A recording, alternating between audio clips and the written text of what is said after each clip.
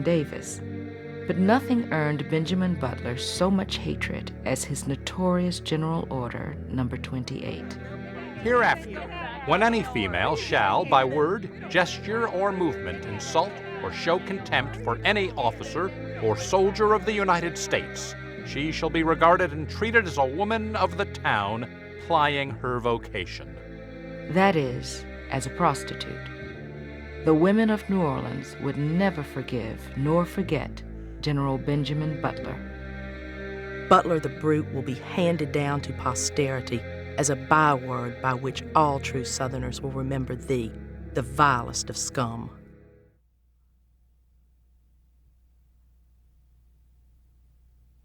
The niggers here think that we've come after them and are flocking to us every day to go off with Massa Lincoln. But of course, we do not permit them to harbor around at all. Free blacks became, as well as slaves, a problem, especially the slaves, because some of the Union generals spent a lot of time returning them to the plantations, trying to force them to continue to produce the sugar cane and produce the crops that was necessary. Federal refugee camps for the runaways were crowded and unsanitary. Those who did not succumb to disease or hunger were often forced to work in conditions little different from the slavery they had left behind. The North argued and believed that the Republic could not survive if the losers of an election seceded. And the North talked about preserving the Union. President Lincoln had not wanted to make it a war to end slavery because he didn't think he could maintain the support of Northerners for the war if he did that. There were 4 border states that were slave states that stayed in the Union. Lincoln felt like he could not push to end slavery and keep those in the Union. But much had changed since the start of the conflict. Union generals knew that without slavery, the Confederacy would crumble. Abolitionists like Frederick Douglass continued to push for their cause. So with the stroke of his pen, Abraham Lincoln redefined the meaning of the Civil War. No longer was it a struggle over states' rights or safeguarding the Union. Now, it was a fight to end slavery. Liberty for most slaves became law on New Year's Day, 1863, when President Abraham Lincoln's Emancipation Proclamation went into effect. Emancipation meant a new birth. Emancipation meant to the blacks a new beginning. To whites, it meant a loss of vast resource and economic investment. To Lincoln, it meant a shrewd strategic move. When the Union troops entered a plantation or the region of the plantation South, there was mass exodus of blacks from the plantation. They took mules, utensils, they tried to cripple the war efforts from the Confederate point of view. So they added, as Lincoln said, a kind of another dimension and a secret weapon or a way to hit at the heart of the South. We was in the road playing, and the man got close, then he said, "I come from your friend, Abraham Lincoln." And he said, "Go on your way, 'cause you're free and can do as you please, now and forever and forever." The Emancipation Proclamation did not free all slaves, however. It only applied to territories in rebellion. Ironically, the only place where slavery remained legal now was in the Union and the lands it occupied. During the federal occupation of New Orleans, all blacks, free and slave alike, were forced to carry passes when moving about the city. We were never slaves until the Union Army came here. But if some free people of color felt they'd been better off in the Old South, others began to look forward to the end of the war someday and the promise of a new, reconstructed Louisiana. The New Orleans, the Union, as well as the New Orleans Tribune, were published by free blacks, and it emboldened the black community to demand political rights, social rights, economic rights. On October 24, 1862, L'Union reported on a parade of black Native Guard soldiers at the racetrack 4 miles outside of New Orleans. The writer noted their good discipline and their skills in the use of arms. This was not news. The real story here was that these black soldiers now wore a new uniform. The Native Guard had switched their allegiance to the Union Army. General Butler had made them a persuasive offer. These Louisiana Native Guards were the first officially sanctioned African Americans to be sworn into the United States Army. Before the war's end, Louisiana would supply 24,000 black troops to the Union, more than any other state. Virtually all the black officers in the U.S. Army were Louisianians. However, they found themselves no more welcome in the Union ranks than they had been among the Confederates. The truth is, none of our soldiers seems to like the idea of arming the Negroes. Our boys say this is a white man's war, and the Negro has no business in it. Nevertheless, Native Guard units based at Ship Island and other locations continued to train, anxiously awaiting the day when they could prove themselves on the battlefield. They would not have long to wait.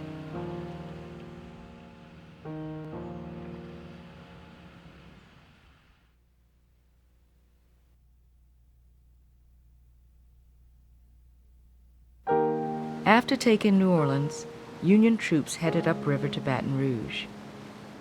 Governor Moore and the state legislature fled west and moved the state capital to Opelousas, ahead of the Union invasion. Baton Rouge fell to Admiral Farragut peacefully. A few weeks into the occupation of the city, however, 40 Confederate guerrillas launched a surprise attack on a group of Union sailors as they crossed the river in a rowboat. The sailors were just looking for a place to do their laundry. Admiral Farragut did not take the matter lightly. He ordered his fleet to open fire on Baton Rouge.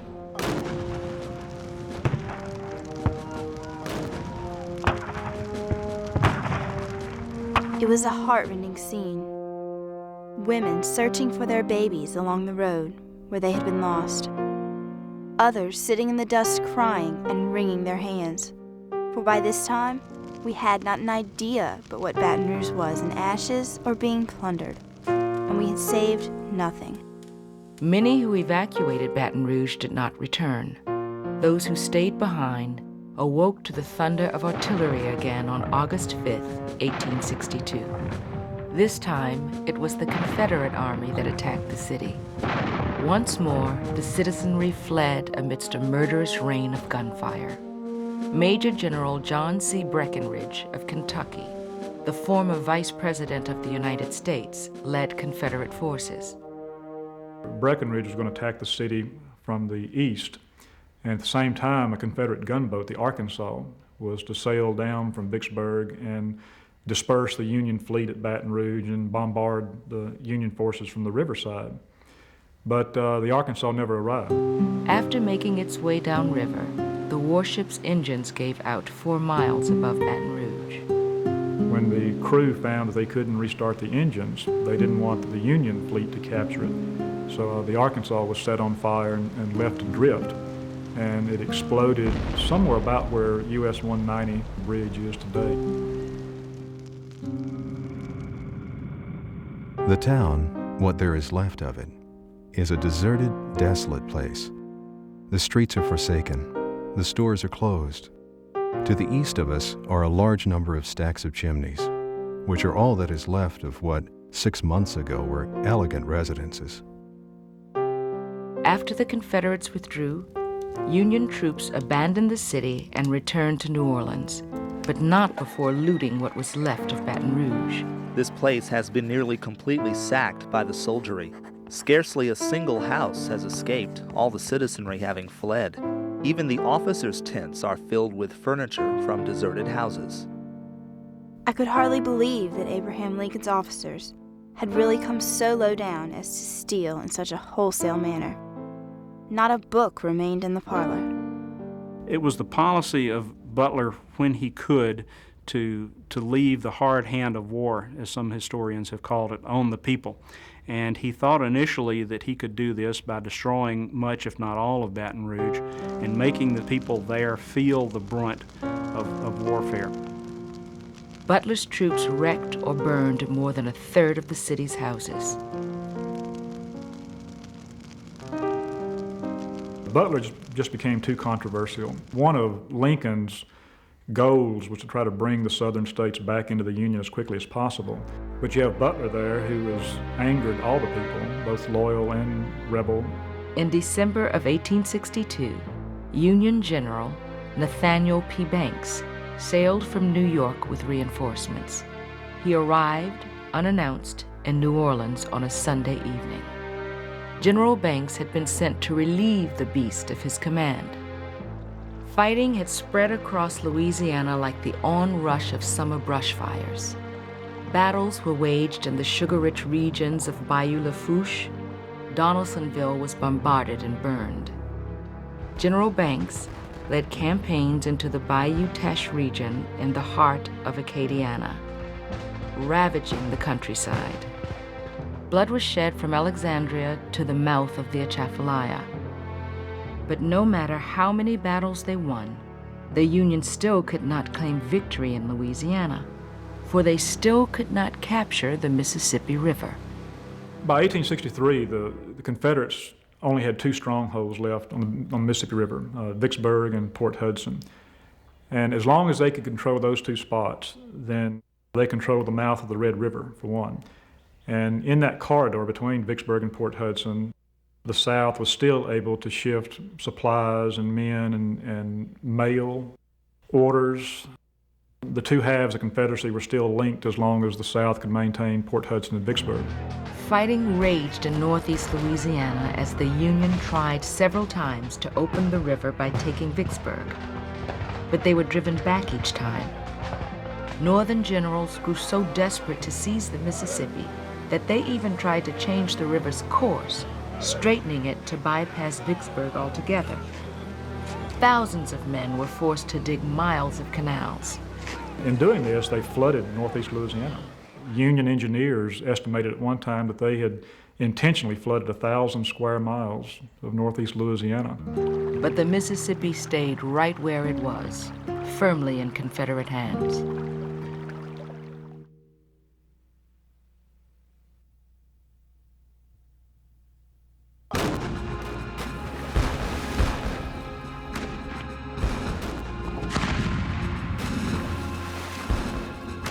On May 27, 1863, General Banks ordered a full frontal assault on the rebel stronghold of Port Hudson.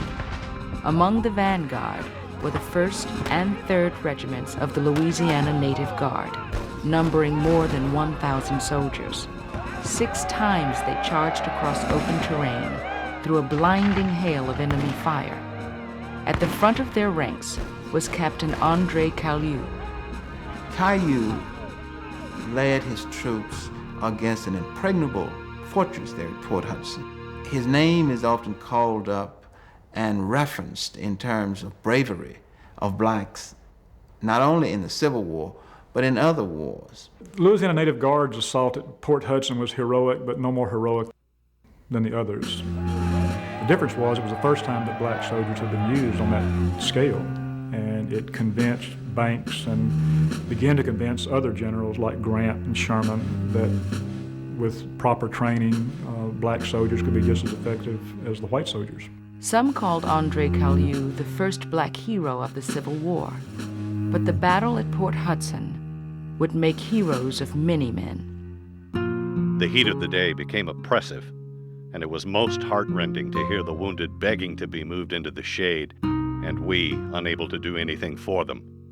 Darkness finally threw a veil over the field, whereon lay hundreds of dead and dying. Backed by Admiral Farragut's fleet of gunboats on the river, General Banks commanded a force of some 40,000 troops. The Confederates' fortress at Port Hudson was defended by less than 7,000, yet their lines held.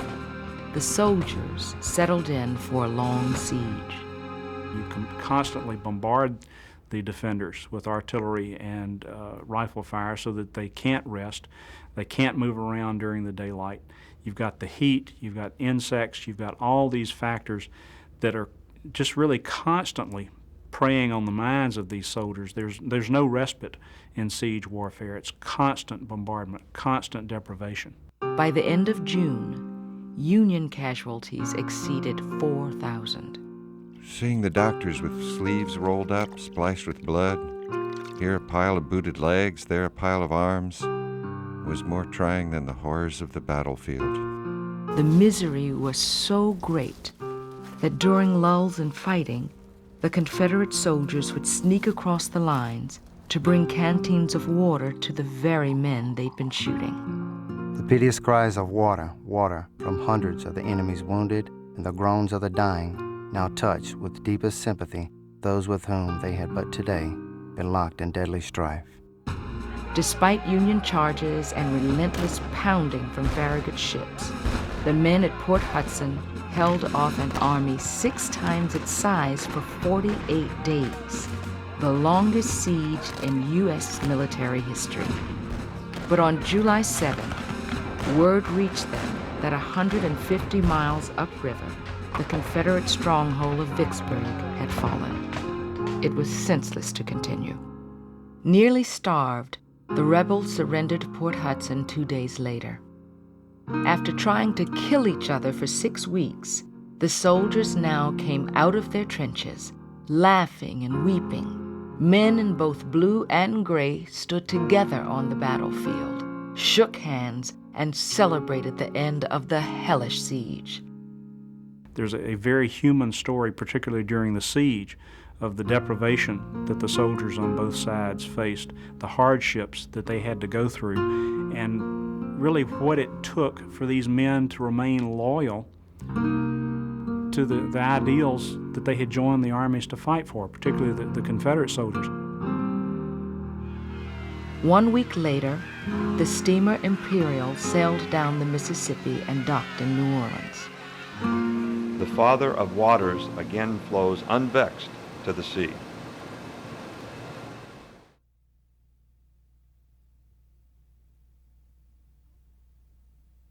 Our cause is not dead, it is only sick.